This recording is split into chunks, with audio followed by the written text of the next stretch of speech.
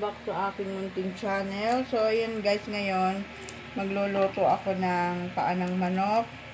Ito yung, parang sa itlog pugo, yung babalutan mo siya ng harina. Tapos, ipa-fried natin siya. So, ngayon guys, uunahin muna natin siyang palambutin. So, nagbabalat ngayon ako ng bawang para ilalagay natin dito sa paa ng manok dahil ating papalambutin. So, gagamit tayo ng pressure cooker sa ating pagpapalambot. So, ngayon, ako ng bawang na isang buong bawang aking gigilingin para mas mabilis nating madurog itong ating bawang. So, gagamit na tayo ng malakasang chopper.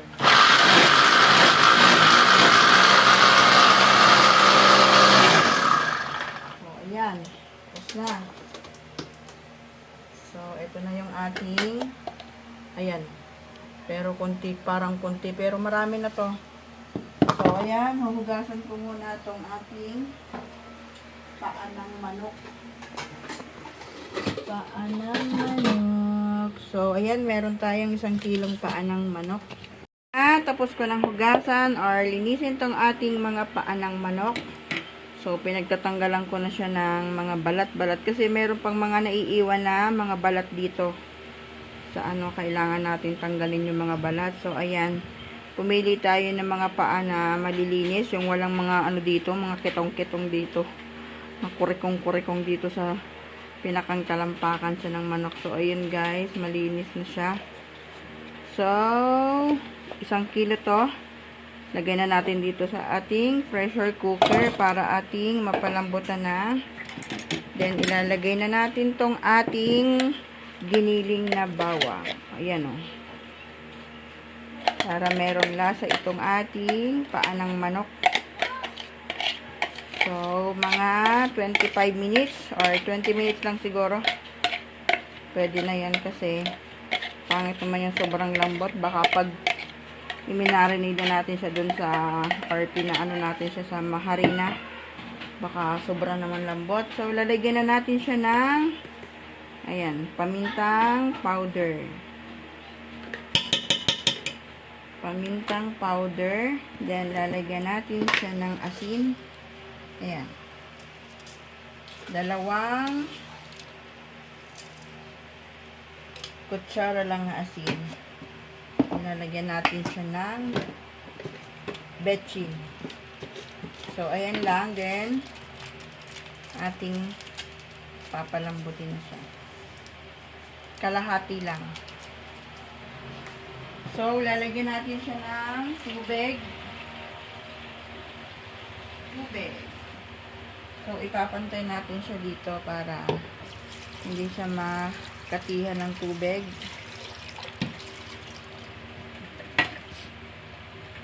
Yan. Dagdagan pa natin siya ng konti. Ayan. So, ayan. Then, ilalak na natin tong ating pressure cooker. Kailangan lap. Patayin na nga. Ayaw na sumindi. Ayan. So, ayan. Nakasalang na yung ating paa ng manok. So, mamaya, kapag tumunog na tong ating silver button, mga bibilang tayo ng 25 minutes. Sige, 25 minutes na lang. 25 minutes na natin siyang pinapalambot. So, ngayon, pasisilawin ko na siya para buksan ko na to kasi mga pa sa loob. So, bago natin to iprito, hanguin muna natin sa tubig.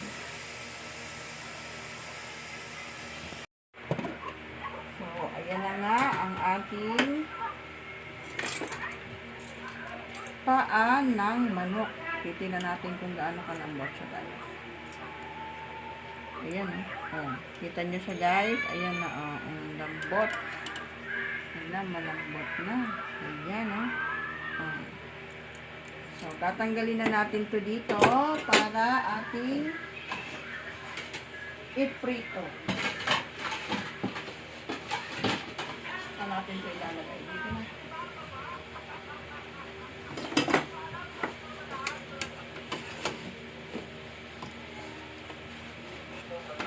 Ayan.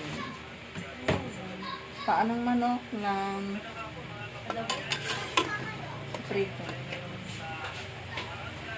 So, ayan o. Ito ang kagandahan sa paanong manok. Kailangan yung malambot na malambot siya. Ayan. Lamig kaayo. Ayan. Then, meron na tayong ginawang sausawan. Maanghang. Yeah, nagawa na tayo ng sausawan. Lagyan natin siya ng pipino, sibuyas, green na sili, at labuyo.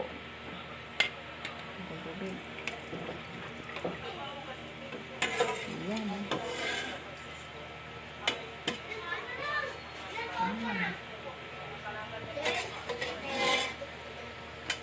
So, ayan. Papalamigin natin, then ating pasahan. Ibabalutan siya ng harina. So, gagawa naman tayo ngayon ng paglulubluban natin itong paanong manok. Yung ating harina. Yan natin ng tubig. Kailangan wag sobrang masabaw. Kailangan malapot itong ating harina. Ating haluing mabuti.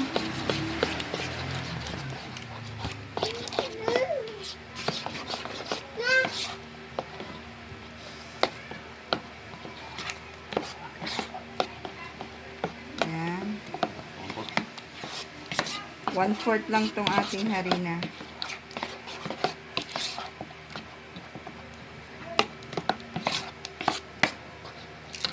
Then, lalagyan natin siya ng food color. Ganito yung ginagawa sa, sa itlog pugo. Yan, lalagyan natin siya ng balot.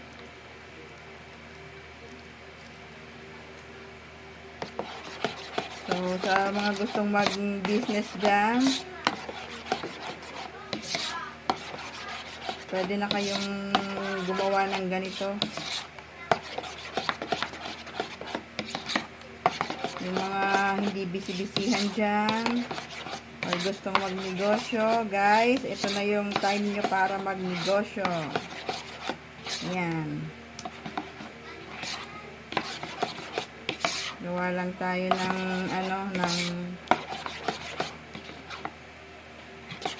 medyo malabsak ata. Then, magdadagdag lang tayo ng harina. Ganyan lang ang gagawin natin. Wag dapat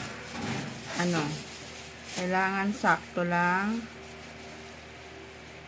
Pag kulang, magdagdag. Hindi kailangan lagyan ng lahat. Magmadali. So, nagkamali pa yata ako ng kulay. Bakit, to? Ang lumabas na kulay ay parang pang hot cake. Ang sabi ko is, siguro dadagdagan pa natin para masyadong kumulay.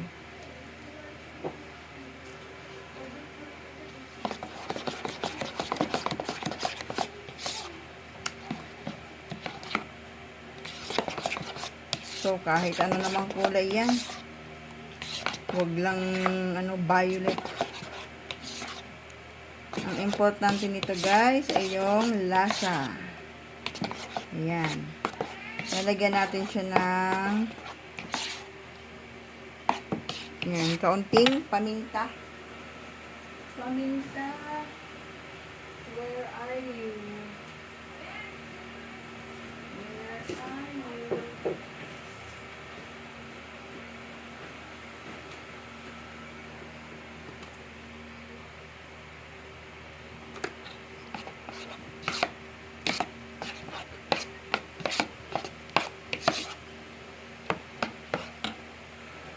Then, yung ating, saan ba yun?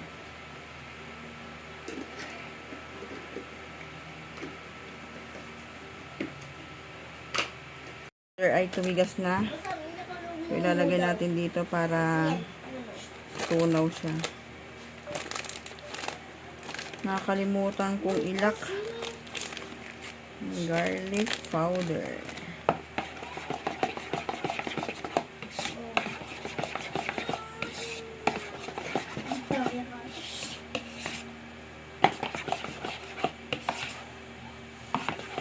So, hindi natin siya pwedeng alatan kasi may timpla na tong ating. Ang gagawin natin ay ilalagay muna natin dito to sa harina. Then, saka natin siya iloloblob dito. Ganyan. Paulit-ulit lang. Then, ganyan. Habang nagpapainit tayo ng mantika. So, iloloblob muna natin to dito sa harina. Papa, lupa to cellphone.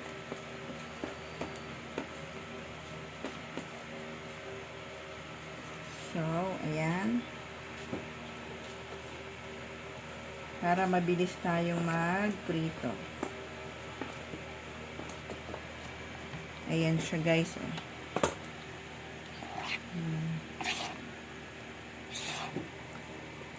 Ganyan. Pasensya na kayo sa kulay ko kasi yung kulay natin dapat orange, hindi yellow, egg yolk yata. Egg yolk ito eh. So, pwede na rin yan. Yan, kailangan may balot siya.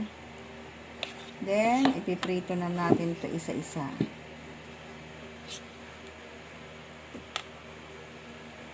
So, ayan, mainit na yung ating mantika. Try natin. Okay. Lalagay na natin.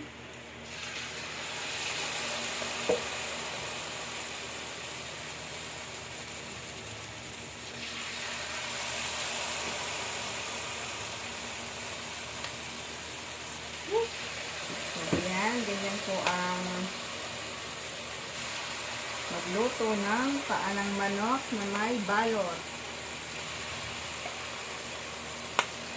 Ayan.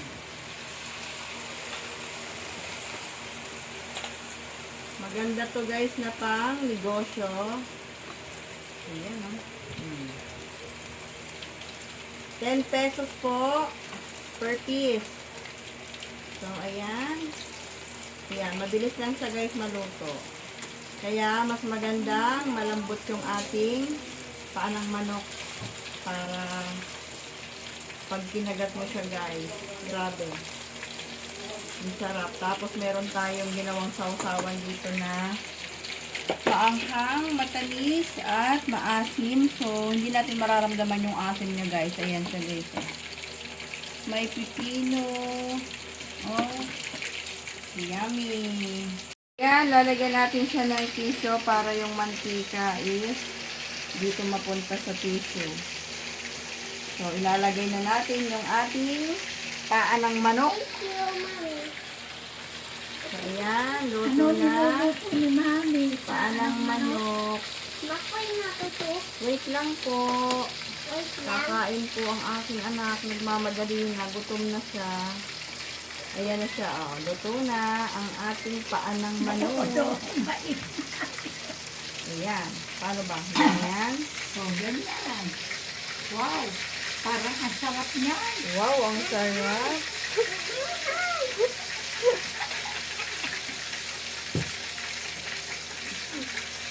Kakain ka kasi. Kasi, meron kain. Pwede bang makain eh? Ayan na po ang bata. Nakaabang na po siya. May kain doon. May ano daw? May kain doon.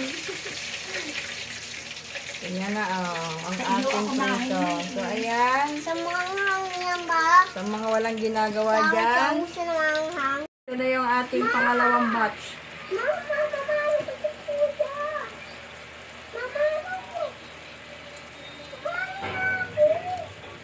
Pangalawang salang. mainit pa naman, be. Ayan, Paborito ko dito yung ano, yung balot. Yung balot, hindi yung laman. Ayan, oh.